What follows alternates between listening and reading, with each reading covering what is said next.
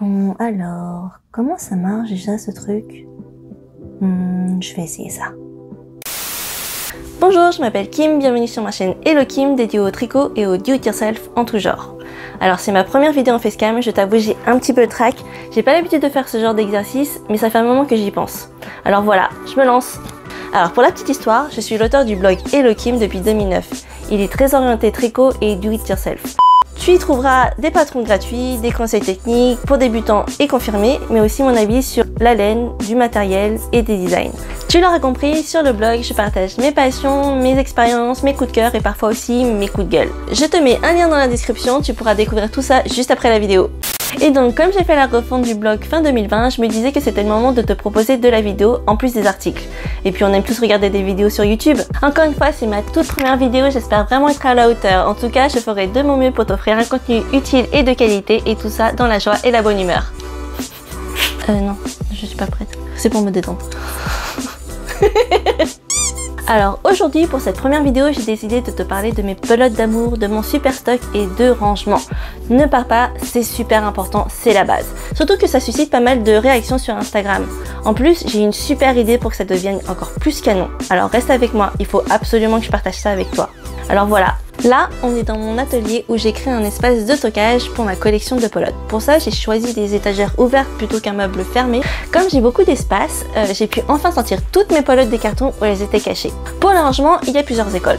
On peut les ranger par type de fil, laine, coton, mohair, par épaisseur de fil aussi, par marque ou encore par qualité. Moi j'ai décidé de les ranger par couleur parce que je trouve ça bien plus joli. Les étagères que tu vois derrière moi, elles mesurent 1,20 m de longueur et j'ai laissé 30 cm de hauteur entre chaque étagère. Le problème avec ça, c'est que je n'ai pas de délimitation sur les côtés et que ça manque de compartiments. Donc quand j'empile les pelotes, elles ont tendance à tomber parce qu'elles n'ont ni le même poids ni la même forme et du coup si rien ne les retient, elles se fondent en fait. Au début, j'ai un petit peu rusé. J'ai utilisé des livres sur les côtés pour faire des petits murets et au milieu, j'ai aussi inséré des serre-livres, mais ça n'a pas marché parce qu'il n'y a pas de contrepoids. Bref, là on arrive à la super idée que j'avais et que je voulais partager avec toi, le string art. Ok, je m'explique. Pour résoudre le problème que j'avais, j'ai voulu ajouter un peu de structure à mes étagères et pour ça, je me suis inspirée du string art. Il s'agit d'utiliser des clous et de la ficelle pour créer un motif. Dans mon cas, j'ai voulu créer un effet grillage pour empêcher que mes petites pelotes basculent dans le vide. Trêve de bavardage, on passe aux travaux pratiques.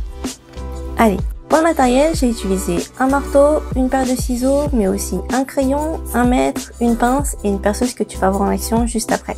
J'ai acheté des pitons dorés à vis d'environ 1 cm, de la ficelle blanche torsadée et des clous. Tu peux retrouver tout ça dans n'importe quel magasin de bricolage de type Leroy Merlin ou Castorama.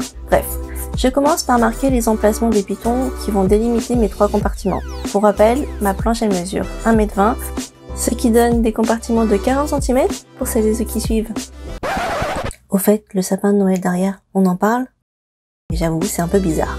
C'est juste que ces images ont été tournées début janvier, mais pas d'inquiétude, depuis j'ai tout rangé.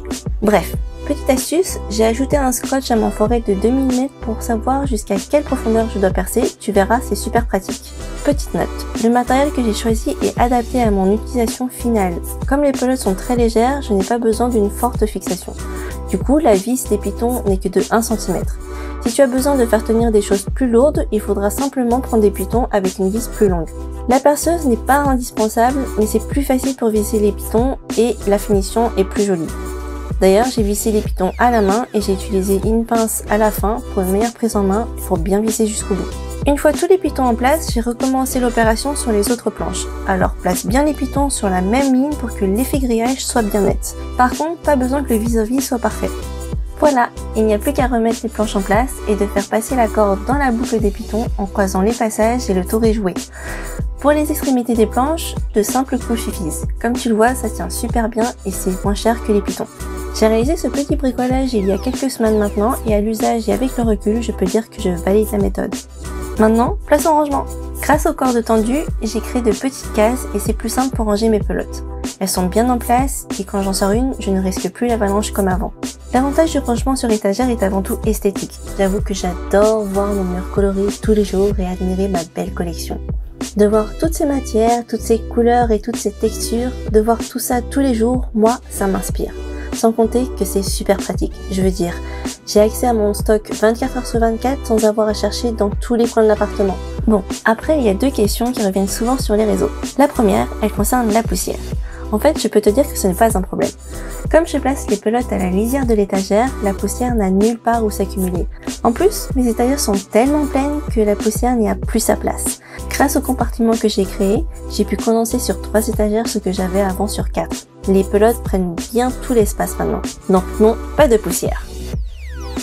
Concernant le risque de mythe, comme tu peux le voir, j'ai placé des anti-mythes un peu partout, du bois de cèdre découpé en forme de cœur. C'est tout mignon et surtout ça marche. Si tu veux en savoir plus sur les solutions pour limiter ces attaques, j'ai publié un article sur le blog à ce sujet. Je te mets un lien dans la description. Voilà, cette vidéo est maintenant terminée, merci d'être resté jusqu'au bout, j'espère que ça t'a plu. N'hésite pas à liker et à t'abonner à la chaîne pour m'encourager et surtout, si tu as des suggestions de vidéos ou des questions, laisse-moi un commentaire, j'y répondrai avec plaisir. À bientôt!